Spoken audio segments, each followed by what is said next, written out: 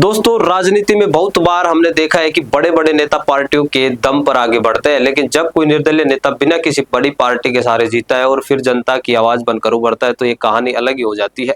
हम बात कर रहे हैं नरेश मीणा की, जिनका नाम पंचायत समिति चुनाव के बाद अचानक पूरे इलाके में गूंजने लगा।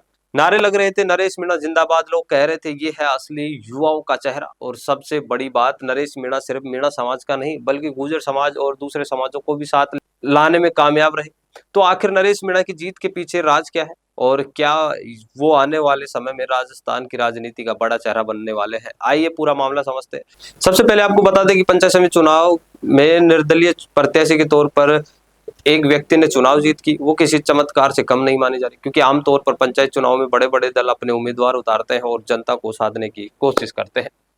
लेकिन यहाँ जनता ने दलों को दरकिनार कर दिया और नरेश मीणा के साथ जो निर्दलीय व्यक्ति थे उन पर भरोसा जताया।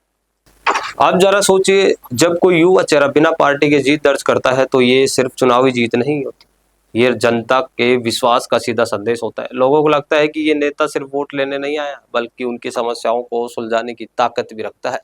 अब असली मजा यही से शुरू होता है। नरेश मीणा समर्थित निर्दलीय पंचायत समिति चुनाव में जीते, उसके बाद समाज को जोड़ा। उस सबसे चौंकाने वाली बात ये रही कि एक तरफ मीणा समाज का पूरा समर्थन कर रहा है, दूसरी तरफ गुर्जर समाज भी खुलकर समर्थन कर रहा है। इतना ही नहीं, इलाके में कई निर्दलीय नेता भी अब उनके जुड़ते जा रहे हैं। इसका मतलब साफ है, नरेश मीणा अब सिर्फ एक पंचायत समिति के सदस्यों को नहीं बल्कि पूरे प्रदेश के युवाओं को अपने साथ ला रहे हैं।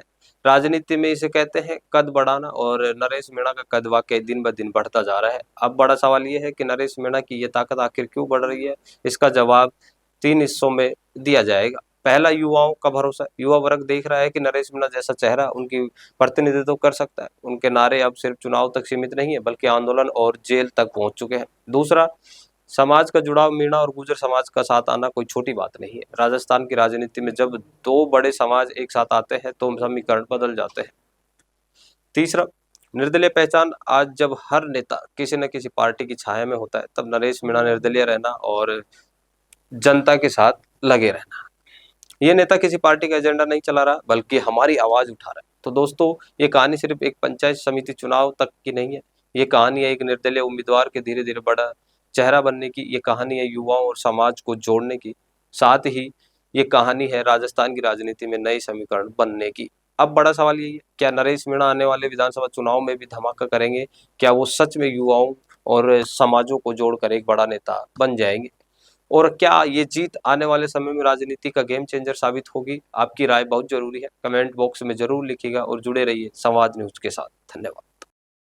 का सपना है अपना खुद का न्यूज चैनल शुरू करने का, लेकिन सोच रहे हैं कैसे शुरू करें? तो आप चिंता छोड़िए, क्योंकि आपके पास है एक ऐसा मीडिया पार्टनर जिसके पास है तजुर्बा, तकनीक और तगड़ा ट्रैक रिकॉर्ड।